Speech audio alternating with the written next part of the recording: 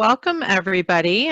For those of you who I have not met, I'm Crystal Wallace, Senior Vice President of Membership and Chapter Relations at CAI.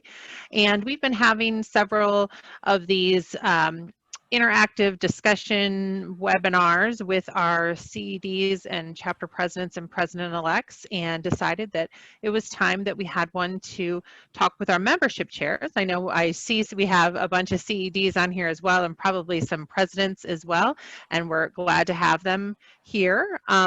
Today we're going to talk specifically towards membership chairs and the volunteers in those roles. Christy Van Buren, who is our Senior Manager of Membership Development, will be leading the discussion today. And I'm going to go ahead and turn it over to her so we can maximize our full time together. Thanks, Crystal. Hi, everyone. Thanks so much for joining us. It's great to see all of you. As Crystal mentioned, I'm Christy Van Buren, and I'm in Membership Development at the National Office. And we are so excited that this is the first session we've held for Chapter Membership Committee Chairs. We're so grateful for your time both today and throughout the year. CAI really wouldn't be what it is without your efforts, so thank you so much. The goal of this presentation is to provide an overview of recruitment and retention efforts that we do at the national level, as well as provide some resources that are available to you and your chapter for your own recruitment efforts. We've left some time at the end for a bit of discussion. And for the chapter executive directors, or CEDs as we call them, for most of you this will be a bit of a refresher, but there may be some items that are new to you. At the retreat next month, we're going to get a bit deeper into membership strategy. We welcome those types of questions as well. For topics for the retreat, you can certainly enter them in the chat throughout this presentation, or you can email us afterwards. We certainly want to hear from you so we can answer some of your burning questions at the retreat. So please feel free to communicate those to us. Okay, I think we're ready to get started. I want to provide just a snapshot of where we are with membership numbers at the national level. In February, we had our highest membership number ever at 43,897. And then 2020 took an interesting turn. And at the start of the pandemic, we decreased a bit. And you can see over the past 6 months have decreased a little bit each month. That decline has gotten smaller each month. With in August, we sort of flattened out the curve. We don't have September numbers in at this time, but anticipate to be probably right around 42,000 again. So, you know, we were budgeting back in the spring and sort of trying to anticipate what this would mean for us. And I think as of right now, we're pretty pleased with we've been pretty close to maintaining where we were and hopefully continue to go back up. As far as retention goes, the average for hybrid associations, and that means membership associations that are both individual and company, have both those types of memberships. The average across all industries is about 81%.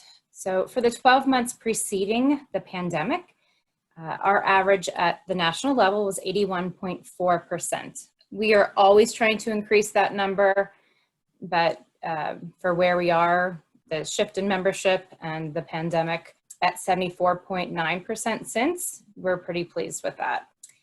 And it does continue to grow each month since the spring. As far as this type of information, the chapter staff has access to all live data via reports. So when somebody's put into our database, if you pulled your member roster shortly thereafter, you would have access to that information, just as we would. So the types of reports that your chapter staff has access to are the full member roster. You have expired members, new and renewed members, members who have rejoined, as well as a recruiter report. So it indicates those who have recruited new members in your chapter. I want to touch a bit about our renewal process, since it's such a big, important part of what we do in membership. With 43,000 members, you know, we are sending mail and email renewal notices at 90, 60, and 30 days prior to expiration. So in any given month, we are preparing and sending invoices for about a third of our membership. So that's a considerable process. We send an email reminder right before expiration, and then 30 days after the membership is past due. Additionally, 60 days after expiration, phone calls are made by our telemarketing partner. And I know this seems like a tremendous effort, and for those of you who pay your membership invoice immediately, thank you, but most people don't and need several reminders or at least time to process. If somebody lets us know that they don't wish to renew the membership, we do mark that within our own database, and then those they're taken out of the process. So I know that a lot of the committees enjoy making calls to the members, and we certainly appreciate that. We do recommend calling new members to engage them during this time, especially as most things are taking place virtually. If you do wish to call members who are about to expire, or if they are someone you know personally and feel like you could help in that way, we certainly do appreciate that if you just let us know so that we can update our own records as well. So I want to talk to you about auto renewal. It might not be something you're familiar with at this time. It is a newer but very important feature that we've started. It offers members the ability to have their membership automatically renewed when their expiration approaches. So the member has to physically enroll themselves. They are not opted in, and we as staff cannot opt them in. I will actually show you how to sign up on the next slide when I show the profiles. But at this time, we have about 769 members enrolled. We launched this last September, though we didn't advertise it at the time because we wanted to have time to sort of process cards and make sure the process worked very smoothly. And so far it has. We have begun putting membership information about auto renewal in with our renewal notices, and we're going to continue to promote it to going forward. We know that associations that have implemented auto renewal see higher renewal rates for both longtime members as well as new members. So just because an association has it doesn't automatically mean they have higher retention, but it certainly positively impacts overall renewal rates, and it helps associations achieve retention goals. So we certainly encourage you to promote that at your chapter as well, because your chapter will see the impacts of that feature as well. I have a question. This is Kate. Are you creating a marketing package, Crystal or whoever, Christy, to get out for like a Facebook thing or something other than us just promoting it? Are you doing anything yourselves? For auto renew? Yeah. Like making a big push for it? Well, like Christy said, we hadn't done a big push. We were waiting a few months, and then, everything changed in the world. What we're doing now is we're putting, as Christy said, a buck slip is what they're called. They're like little 1/3 slips of paper in with the renewal notice that lets them know that. Putting it on Facebook may not be the best option because it's only available for members that are renewing. So, your audience on Facebook is much broader than that. Yeah, and there are in Media Valet, there are ads, and I think Christy might even show those to you. There are ads that you can put in your newsletters, on social media, all of that, if you guys would like to do that. Okay. Those are available in Media Valet. Both digital and print, there are some images to use. Yeah, as Crystal mentioned, we were holding off on sending anything out to you all to use until we got a couple of cycles of payments under our belt to make sure that everything was working properly. But we'll start getting that info out to you shortly. Yeah, just this month in this most recent renewal cycle, we started promoting it. So more to come on that for sure. So this is a snapshot of a member profile. When a member logs in and selects My Membership on the left-hand side, you can find a link where that blue arrow is pointing to enroll in auto renew. So if you're in a current renewal cycle, it'll show there'll be a link to renew your membership. The other 9 months of the year, there'll be a link to enroll in auto renew. If there is an open membership invoice, meaning you're up for renewal, then once that is paid, you'll be able to enroll in auto renew. So I'd like to switch to some of our efforts that build awareness for CAI and help recruit new members. This is just sort of a some of the things that are ongoing. We have a lot of one-off campaigns or advertisements related to specific programs, but I sort of just wanted to include the things that we're doing that are ongoing. So e-marketing automation. We have integrated our database with our email platform, and we're working on setting up automated email campaigns, which will send or not send emails to members based on preferences and actions. So this is a very efficient way for us to get very specific content to members in their inboxes.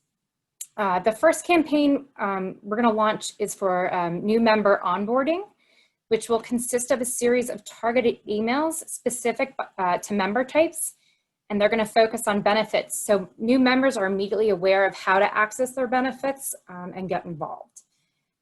This is going to take place on a schedule within the first few weeks of membership. Eventually, we would like to use it for recruiting new members to engage them and provide content. Through this, we'll also be able to tailor messages based on interest. So as you can imagine, it's a pretty big undertaking, and we're currently still working on some of the strategy and setting up the queries to work correctly before we are able to test and launch. But this is something we are actively working on and hoping to launch, you know, in pieces at least in the upcoming months.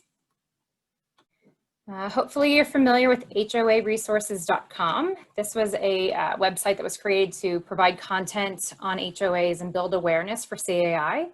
It was launched in April of 2018, so about 18 months ago. It's won several industry awards. In the first year, it had 22,000 unique visitors. Recently, there's been a lot of information on COVID, and some of those pages have seen as many as 10,000 page visits, which is pretty incredible. As a chapter, you are welcome to use this content for your members and non-members. We just ask that you please cite the source, and if you let us know, that's helpful to us as we, you know, produce more content and sort of are aware of what's getting the most visibility. Christy, we had a question, if we can go back just for a second. Yeah. On the automation, Rachel was asking, are you working with chapter information for the onboarding or national information? We can certainly incorporate both. Correct. At this yes. point, we're just doing national. We certainly, all of our new member information, we have links to chapter information as well. Christy, I have a question. I'm a CAI Southeast Florida chapter. And my question is, we reach out every month to our expiring members, and we also reach out to our new members. We send them a welcome letter. And we do that through our email platform, Constant Contact. We also have a Zoom meeting that we hold periodically. We just wait till there's enough new members, you know, not just two, and then we kind of hold that as well. So my question is, when this onboarding that you're sending out or National is sending out, it would be interesting for us to see it, you know, because I want to make sure that our efforts that are for our chapter are not being like minimized, or that, you know, because they get so many emails. This is what people tell me. They get a lot of emails from you, from CAI National. So I want to make sure that they read ours too. So I just kind of that's how that's going to work. Yeah, and we'll certainly share that with you. So our goal when we do our onboarding is within the first few days of joining. They'll get their first email, and then a week later the second one, and then a week later the third one. So by the week 3, they will receive their all 3 of their onboarding emails. It has been recommended to us, and that best practices are to sort of shut off all the other emails that are coming in, at least from the national office at that time. So it's not getting lost in that, and they're sort of focused on being a new member and what's available to them at that time. So that is a strategy that we're strongly considering. But we will certainly share that process and what those emails look like as we are close to launch. And then I have 2 more questions. Another one is, when you get information, you mentioned that you wanted us to share information with you on people that were renewing that maybe were on the expired, but I figured normally, I've never done that, and I don't know if Jill has. Jill, jump in anytime. We just assume, I guess, that you're going to see it because they've renewed or rejoined with us. Yes, and maybe I should have specified. If you know that somebody's not going to renew, we certainly don't want to reach out to them again. So when they're not, because so when they're not renewing. Yeah, personal calls. Our committee makes personal calls, and we kind of find out what's going on with them, if they've lost their jobs, if they've switched careers. So who would you like us to send it to? You can send that to me. Yep. Email Christy. And then my final, I'm sorry, another question. Sure, no, it's fine. And going back to the beginning where you mentioned the renewal process, they were with one management company or one business partner, and they left or moved on, whatever the reasons are, so they can't get into their accounts. We tell them what to do, but it's a very difficult process for them. And this is prior to COVID. This isn't during COVID. I can't even imagine how it is right now because we have limited phones. But prior to, we had those issues. It wasn't easy to help them to renew. I walked them through it a lot, but it was not easy. And then also for my own personal, I have found it very difficult because my personal CAM membership that I've had gets mixed up with my business company's membership. So I recently renewed and I didn't get a receipt. Now I know Emily is helping me and I forgot who else is helping me. I'm sorry. I just haven't gotten back with you into trying to separate it. But I think it's important. I always tell our CAMs, please, if you're with a management company, give your personal email, because once they leave, that email for that management company doesn't work anymore. And also if they're with a business partner and they're a CAM, they need to also, because if they switch from one business partner to the other, their email isn't going to work either. And this is what I'm finding with all the calls that we make for our chapter. So it's not an easy process. I even last year, just to check, waited to see what your process was. I didn't renew till I got all of your emails because I wanted to see what they went through. This time I renewed early because I already knew your process, but that's the only way I'm able to help my members, is by understanding it. So anyway, those are things that I've found that are issues for us. Okay, I certainly appreciate you sharing. We experienced some of those challenges as well. People tend to move around companies, and when we're trying to call, they're no longer at a certain company. And so that feedback certainly appreciated. As far as the difficult process with the website, it can be, and it's partly due to our membership structure. It's so complicated having a lot of individuals and companies and people affiliated with different, some people have multiple memberships. And so we're always striving to try and simplify, but sort of the nature of who we are can make things complicated. So if you, we certainly appreciate your feedback, and it is something we're constantly working on.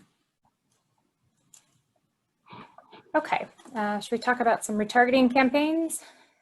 For those of you who may not know, retargeting is a form of digital advertising that keeps your brand in front of bounce traffic after somebody leaves your website. So for example, when you go to DSW and find shoes that you like but aren't committed to purchasing, those pair of shoes are going to follow you around the web. We do that too at CAI. So, our marketing department partners with a vendor, Multiview, and they develop and manage campaigns. And we've done campaigns based on different topics. In January, we were focused on the law seminar. In the spring, we did both membership and some COVID resources. And most recently, in the last week or so, I believe we launched a campaign for the recent graduate program. Just to give you an idea of the effectiveness of this campaign in terms of visibility and awareness, in membership, our campaign ran for about 6 weeks, and there were almost 240,000 impressions. So 240,000 people saw our ad, and 284 of those people clicked on our ad. So the click-through rate was about 0.12%, which sounds low, but industry standards say that 0.05% is considered successful. So, in terms, it's hard to track with conversion rates. We do track join pages and such, but we're pleased just for the, the broad awareness. And it's for associations, retargeting campaigns has been recognized as having some of the highest ROI in terms of marketing efforts. I just want to mention our Google ad campaigns. This is an ongoing effort to increase our SEO or search engine optimization and drive web traffic. We're continually updating, managing our Google ad accounts and include the campaigns listed. We've done, the purpose of this is mainly just to ensure that CAI is coming up in related searches as often as possible. And it changes all the time, so it's something that we have to just continually manage. But that is one of our goals, is just to be at the forefront when somebody Googles HOA that they're finding CAI. Next slide, please. So I just wanted to mention some of our social media and digital resources. The chapters I know have been using Gaggle for quite some time now, and it's just a way to share social media posts created by the national office, hopefully pretty easily.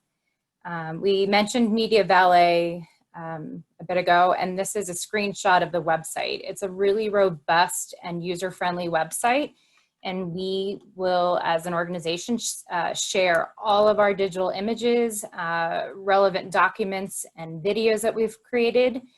They will appear in various sizes so that they're able to be used in both print and the web when we've created them that way, or assuming they were intended for print as well. Every chapter, so their staff has a login to the site, so they're able to access these. And I've also included the social media links, and just want to be sure to mention that we encourage you to use our videos as well. Video is just more and more popular, especially younger generations. And we create a lot of videos, a lot with content, and some are promotional, and we just encourage you to use those as well.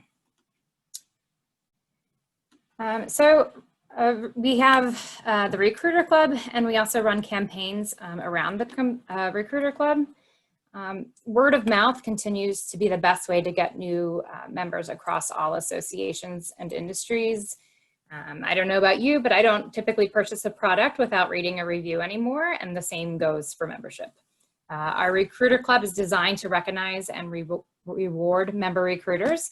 They receive national and chapter recognition for each significant recruitment milestone. And so we award prizes for Recruiter of the Month as well as Recruiter of the Year.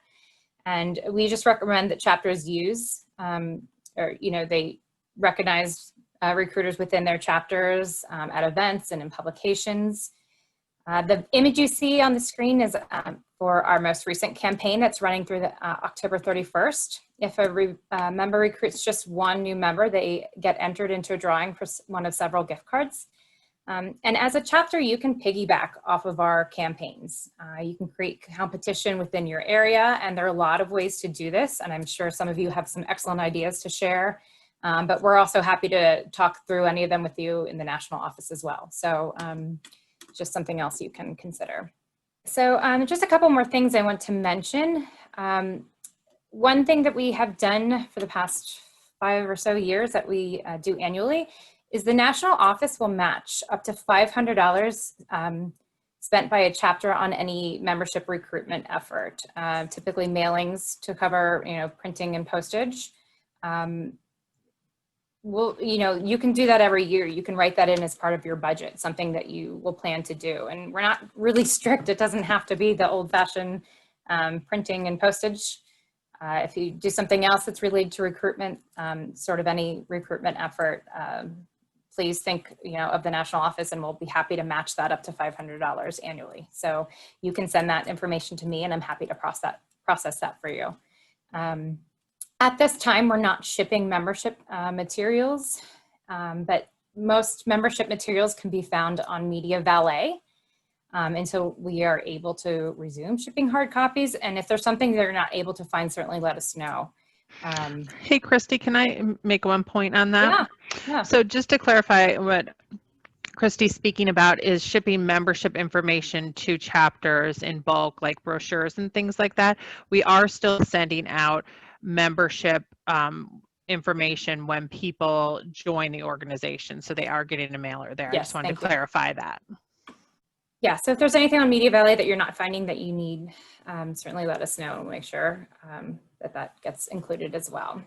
So this was my last slide before we break for discussion.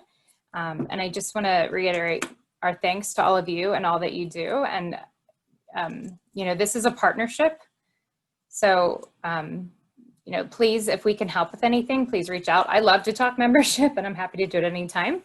And I'm happy to answer questions right now before we move into some discussion, if anybody has any. I have a question. Okay. For the telemarketing partner that you're using, are the phone calls getting answered? Because you know how sometimes if it's a cell phone number, it'll say spam likely and people will ignore those. So I didn't know if it identified where it's coming from. We haven't had any trouble with that as far as I know yet. We are new with this new relationship with a new partner. Unfortunately, the one we were working with for almost 8 years is no longer in business as of spring. So in the 2 months that they've performed for us, we haven't had trouble, but I can certainly consider that and talk to them about that and make sure that that's not coming up as an issue. We've had some success with them. They've actually been doing a great job so far in terms of renewals and getting them back. A lot of people, when they call, request for renewal notices and don't necessarily make payment on the spot, but we've gone back and checked, and it was incredible the amount of people that actually renewed just based on getting that phone call and another invoice. So we've been pleased in the short time that we've been working with them. Christy, I have a question. This is Tim from Minnesota. Hey, Tim. And I'm not sure if it's for you or somebody else from headquarters. I have been getting a lot of requests for membership in a category that we don't seem to have. That is accounting people in management companies that want to come to some of our events, but they're not members. And I realize I can charge them member rates, but these are people that may want to get other information and they're just not getting anything. I know business partners have the affiliate program, but there isn't anything like that for management companies. And the other group that we seem to be missing is assistant managers, people that assist property managers or association managers. There's no category for them, and there's not a way for us to communicate with them either. And I'm wondering how I answer those questions from those people, other than saying, well, I will manually put you on a list and try and make sure to remember to email you. Is there any thought being given to some sort of subcategory in management companies for other people? It's a great question. I don't know that I can answer it. Crystal, are you? Yeah, I just I saw you on unmuted mute, myself. so. Yeah, I saw Okay. Crystal on mute. Not at this time. If they're an assistant manager, I would say they belong in the manager category.